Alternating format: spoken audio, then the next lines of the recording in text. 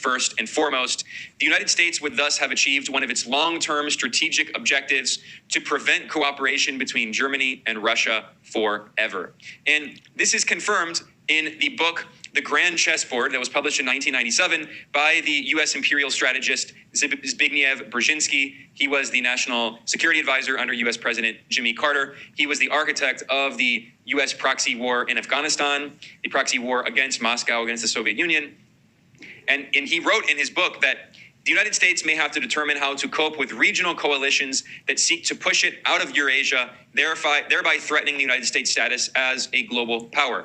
And he said very clearly in this book, I'll read a few quotes from this. He said, "Eurasia has been the center of world power. For the first time ever, a non-Eurasian power has emerged, not only as the key arbiter of Eurasian power, but also as the world's paramount power. The United States is the world's first truly global power." He wrote this back in 1997 at the peak of U.S. unipolar imperialist hegemony, in which the U.S. empire controlled the entire world, basically. And he says that whether the U.S.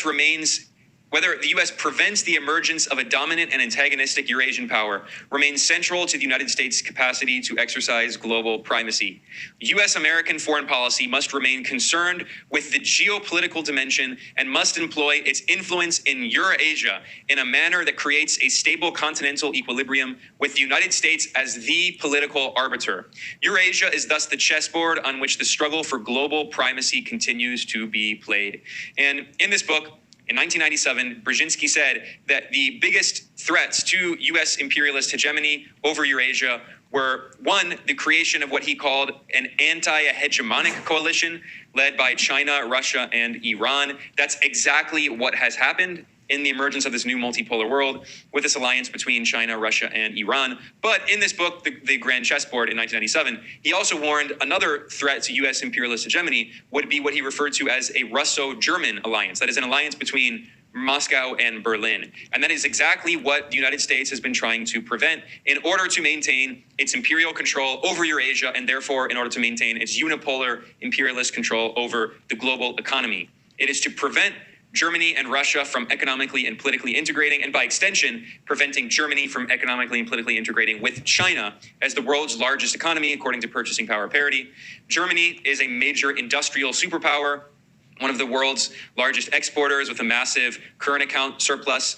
And if Germany, its German industrial engine, could be economically integrated with Russia's massive resource potential, with Russia's oil and gas, its huge energy reserves, its huge mineral reserves, then that would be an unstoppable economic power. If they can integrate it also with China's massive industrial capacity, Eurasia could easily overpower the United States and the hegemony of U.S. corporations, which want to control the world, as they did in the 1990s. So that is the goal of the U.S. pushing Germany into Russia's line of fire. That is why the Nord Stream pipelines between Russia and Germany were blown up. They were sabotaged. That is why the United States threatened sanctions on the Nord Stream pipelines. And CIA director turned Secretary of State under Donald Trump, Mike Pompeo, said that the United States would do everything it could to prevent the Nord Stream 2 pipeline from opening. And it never was opened, and it probably never will be opened. So finally, going back to this article from this German leftist politician from the Die Linke, the left party, she said in this article, Savim Dagdalin, she said,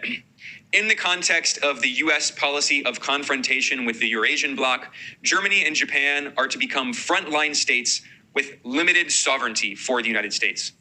She says, in this situation, the German warmongers, people like the foreign minister Baerbock, are, quote, acting as if they want primarily to serve the interests of U.S. corporations and the United States as a whole. So Savim Dagdalin points out this is all about U.S. corporations profiting from all of this and maintaining their imperial hegemony so they can exploit the natural resources and markets and labor of the planet. And she says that now what we are seeing is the country no longer believes, our society no longer believes in social progress and is being swept along by a destructive oligarchization of the economic and political spheres while masses of people slip into poverty. So she's talking about how capitalism inherently pushes for war.